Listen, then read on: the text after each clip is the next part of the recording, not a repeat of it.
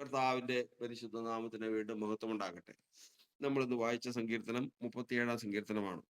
ആ സങ്കീർത്തനത്തിന്റെ 1 വാക്യത്തിൽ എഴുതിയിരിക്കുന്നത്, ദുഷ്പ്രവൃത്തിക്കാരുടെ നിമിത്തം നീ മുഷിയരുത്, നീതികേട് ചെയ്യുന്നവരോട് നീ അസൂയപ്പെടുകരുത്. അവർ പുല്ലുപോലെ വേഗത്തിൽ ഉണങ്ങി പച്ചച്ചെടി പോലെ വാടിപ്പോകുന്നു. ദൈവത്തിന്റെ വചനത്തിൽ നമ്മൾ പഠിക്കുന്ന മുഷിവ്, അസൂയ എന്നീ രണ്ട് കാര്യങ്ങൾ നമ്മൾ അവിടെ കാണുകയാണ്. ഒരു മനുഷ്യന് ഒരിക്കലും വരാൻ ഉണ്ടാകാൻ പാടില്ലാത്ത രണ്ട് കാര്യങ്ങളാണ് മുഷിവും അസൂയയും. മുഷിവുണ്ടായാലുള്ള വിഷയം എന്ന് വെച്ച് കഴിഞ്ഞാൽ, ഒരു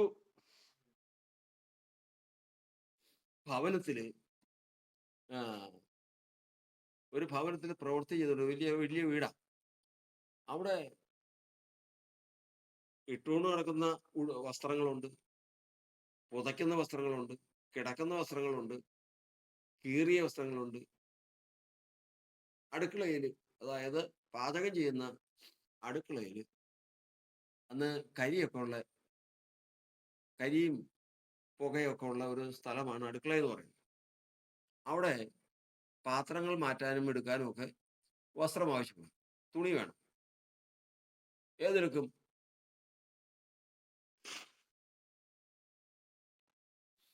ഏതെടുക്കും? അവിടെ അവര് നല്ല വസ്ത്രത്തെയും തൊടില്ല, കീറിയതും മുഷിഞ്ഞതുമായ വസ്ത്രത്തെ അതിനു വേണ്ടി എടുക്കും. കീറിയതും മുഷിഞ്ഞതുമായ വസ്ത്രത്തെ നോക്കി നടക്കുകയാണ്. ഇതുപോലെയാണ് ദൈവഭവനത്തിൽ നമ്മൾ തിമോഥെയോസിന്റെ ലേഖനത്തിൽ പഠിക്കുന്നത്. ഒരു വലിയ ഭവനത്തിൽ വിവിധ പാത്രങ്ങളുണ്ട്. ഇതിനകത്ത് മുഷിഞ്ഞ പാത്രങ്ങൾ, ഉടഞ്ഞ പാത്രങ്ങൾ, മോശമായ പാത്രങ്ങൾ ഏതെങ്കിലും ഉണ്ടോ എന്ന് നോക്കിയെടുക്കുക. ഉണ്ടെങ്കിൽ അത് ഇങ്ങനെയുള്ള കാര്യങ്ങൾക്ക് വേണ്ടി എടുക്കും. ഒരു മകള് അമ്മയോട് വിളിച്ച് പറയുക, അമ്മ, ആ പട്ടിക്ക് ഭക്ഷണം കൊടുക്കുന്ന പാത്രം പൊട്ടിപ്പോയി. അപ്പോ അമ്മ പറഞ്ഞ്, അത് ഉപയോഗിക്കാൻ കൊള്ളൂല്ലെങ്കിൽ അത് കളഞ്ഞേര്. അവിടെ അടുക്കളയുടെ പുറകുവശത്ത് ഒരു 2-3 പാത്രം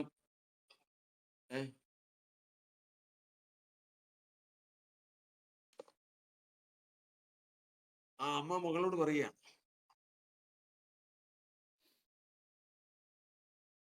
നായ്ക്ക് കൊടുക്കാനായിട്ടുള്ള പാത്രം പൊട്ടിപ്പോയെങ്കിൽ നീ ഒരു കാര്യം ചെയ്യും, ആ അടുക്കളയുടെ പുറകില് 2 പാത്രം ഇരിപ്പുണ്ട്, അത് ഉപയോഗിക്കാത്തതാ, അത് കൊള്ളൂല്ലാത്തതാ, അതെടുത്തോ, അതിൽ കൊടുക്കും.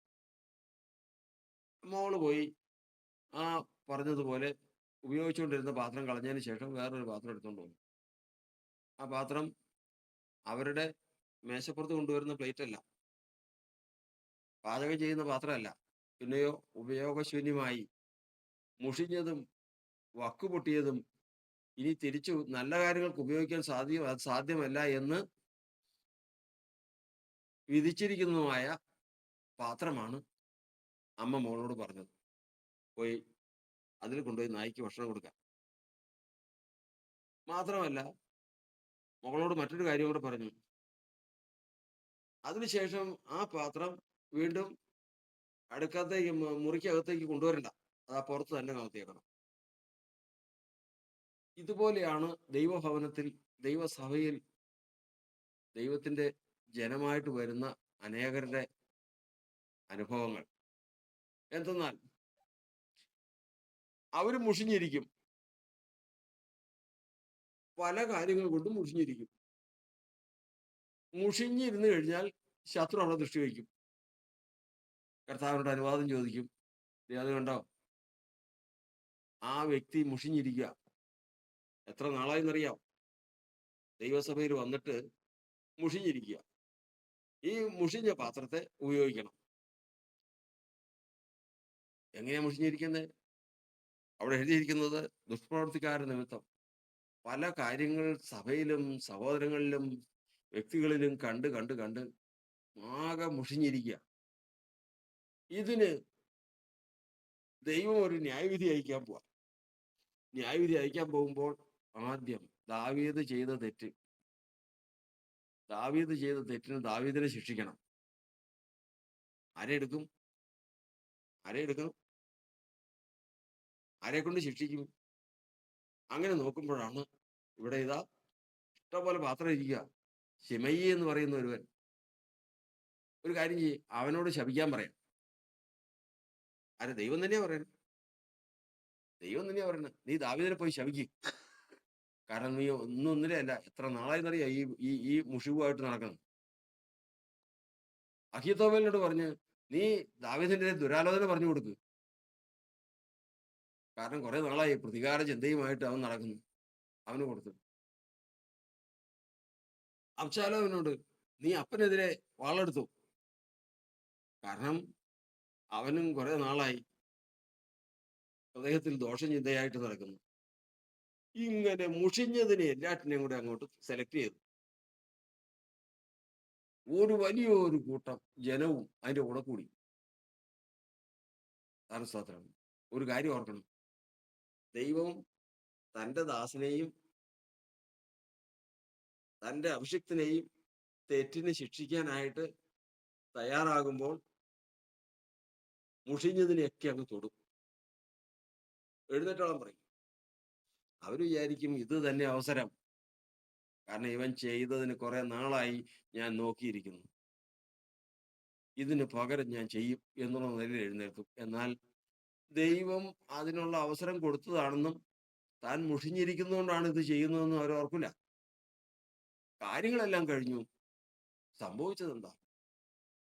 നമ്മൾ ആദ്യം പറഞ്ഞ പോലെ ആ നായ്ക്ക് ഭക്ഷണം കൊടുത്തതിന് ശേഷം വീണ്ടും ആ പാത്രം പെരയ്ക്കകത്തേക്ക് കൊണ്ടുവരരുത് എന്ന് അമ്മ മകളോട് കൽപ്പിക്കുന്നത് പോലെ ഇതൊന്നും രക്ഷപ്പെട്ടില്ല. പിന്നെ അബ്ശാലോം അത് അതിനാൽ നശിച്ചുപോയി. ശിമയി പിന്നെയും ചില ഉപായങ്ങളൊക്കെ പ്രയോഗിച്ചു നിന്നെങ്കിലും അതിനാൽ തന്നെ അവനും പട്ടുപോയി. അഹീത്തോഫേല് അവൻ ആ പ്രവൃത്തി ചെയ്തതിനു ശേഷം അവൻ സ്വയം തൂങ്ങിച്ചത്ത് അവനും മരിച്ചു. അതുകൊണ്ടാണ് ദൈവസഭയിൽ കടന്നു വന്നാൽ ദുഷ്പ്രവൃത്തിക്കാരുണ്ടാകും, പല മനുഷ്യരും ഉണ്ടാകും. പ്രവർത്തിക്കുന്ന പ്രവൃത്തി കണ്ടാൽ ആയുഷ്കാലത്ത് അവന്റെ നേരെ നോക്കുക പോലും സാധ്യമല്ലാത്ത നിലയിലുള്ള പ്രവൃത്തി അവനുണ്ടാകും.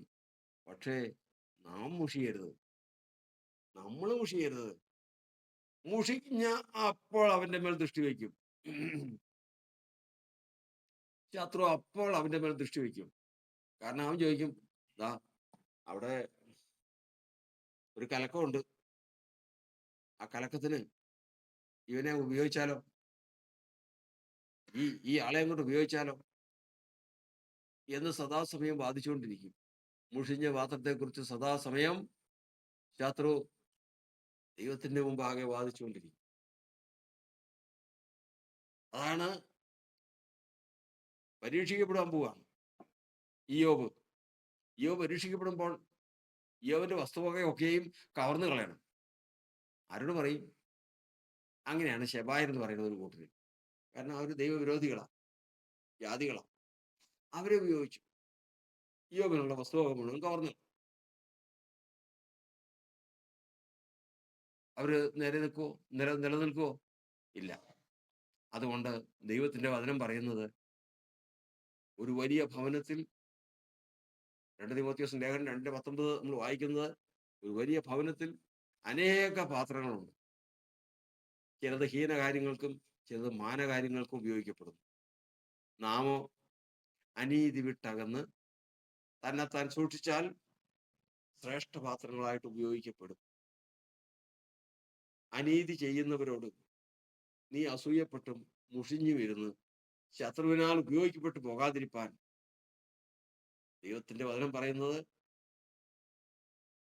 ദൈവത്തിന്റെ സന്നിധിയിൽ ഒരു കാരണവശാലും മുഷിഞ്ഞു പോകരുത്. എന്തുകൊണ്ടാണ് മുഷിവ്? നീതികേട് ചെയ്യുന്നവരോട് അസൂയപ്പെടരുത്. ദുഷ്പ്രവൃത്തി ചെയ്യുന്നവരും നീതികേട് ചെയ്യുന്നവരും എന്തുകൊണ്ടാണ് അവരപ്രകാരം ചെയ്യുന്നത്? ഒരു മനുഷ്യൻ നീതികേട് ചെയ്യുക,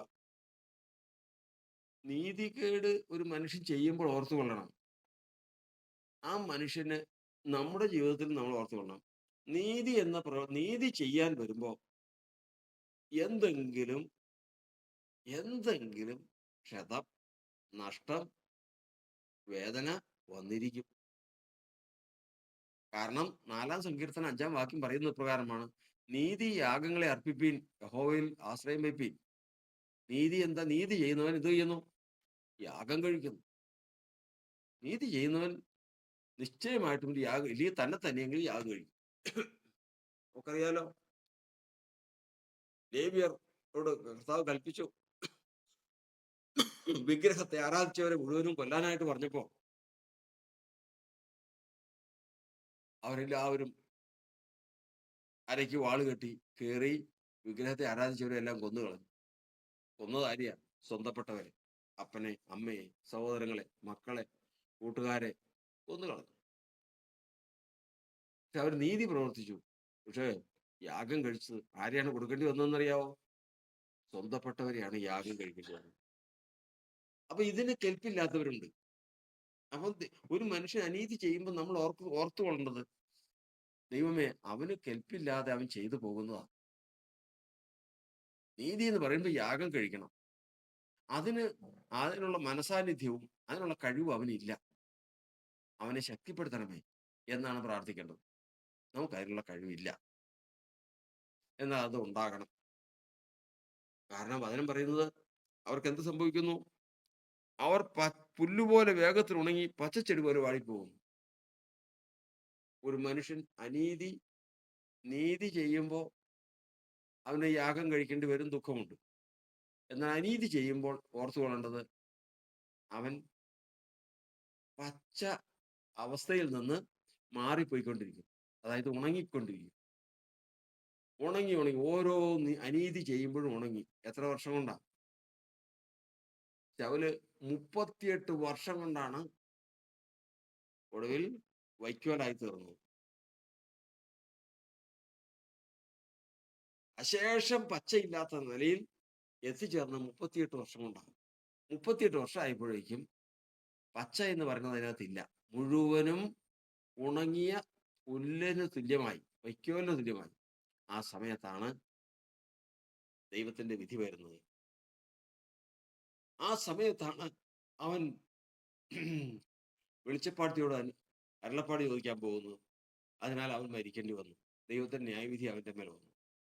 അപ്പൊ അതുകൊണ്ട് കർത്താവിന്റെ വചനം പറയുന്നത്, ഒരിക്കലും നീതികേട് ചെയ്യുന്നവരോട് അസൂയപ്പെടുകയോ ദുഷ്പ്രവർത്തിക്കാരോട് മുഷിയുകയോ ചെയ്യാതെ ഞാൻ ചെയ്യുന്നത് മേലാലും ചെയ്യും എന്ന്. എന്നാൽ അതിനും പറയുന്ന, നീതിമാനോ പച്ചയില പോലെ തഴച്ചുകൊണ്ടിരിക്കും, അനീതി ചെയ്യുന്നവനോ പുല്ലുപോലെ ഉണങ്ങിക്കൊണ്ടിരിക്കും. ഈ രണ്ട് കാര്യങ്ങൾ എപ്പോഴും നമ്മുടെ ജീവിതത്തിൽ ഓർത്തു കൊള്ളണം. അതുകൊണ്ട് കർത്താവിന്റെ വചനം പറയുന്നത്, ഈ രണ്ട് കാര്യങ്ങൾ നമ്മുടെ ജീവിതത്തിൽ നിന്ന് എന്നേക്കുമായി നീങ്ങി മാറേണ്ടതാകുന്നു. ഒന്ന്, മുഷിവില്ലാതിരിക്കുക. 2, അസൂയയില്ലാതിരിക്കുക. ഇത് രണ്ടും ഇല്ലാതിരുന്നാൽ ദൈവം നിശ്ചയം തഴച്ചു നിൽക്കുന്ന ആ സസ്യത്തെ, ആ വൃക്ഷത്തെ ഒരു ദിവസം ഉപയോഗിക്കും. ആര് എങ്ങനെ കാര്യസാധ്യം നേടിയാലും, ആരെങ്ങനെ പ്രവർത്തിച്ചാലും, എന്തെല്ലാം പറഞ്ഞാലും, ദൈവം നീതിമാനെ, കുറ്റമുള്ളവനെ അവൻ വെറുതെ വിടുന്നവനല്ല. തക്ക സമയത്ത് അവൻ പ്രവർത്തിക്കും. ഞാൻ മുഷിഞ്ഞ് ഞാൻ അതിൽ ചെന്ന് ചാടേണ്ട വല്ല കാര്യമുണ്ടോ? ഇല്ല, ഇല്ല. ദൈവത്തിന്റെ സന്നിധിയിൽ ഉണ്ടാകുന്ന സകല അനുഭവങ്ങളും ഏൽപ്പിക്കുക. നിന്റെ വഴി യഹോവയെ ഫലമേൽപ്പിക്കുക, അവനിൽ തന്നെ ആശ്രയിക്കുക, അവനത് നിർവഹിക്കും. മുഷിവും അസൂയയും ദൈവജനത്തിന് പാടുള്ളതല്ല. അപകടത്തിൽ അവസാനിക്കും, തന്നെ നഷ്ടപ്പെടുത്തുന്ന അവസ്ഥയിലേക്ക് കടന്നു വരികയും ചെയ്യും. യേശു എന്നടിസ്ഥാനം ആശയാവ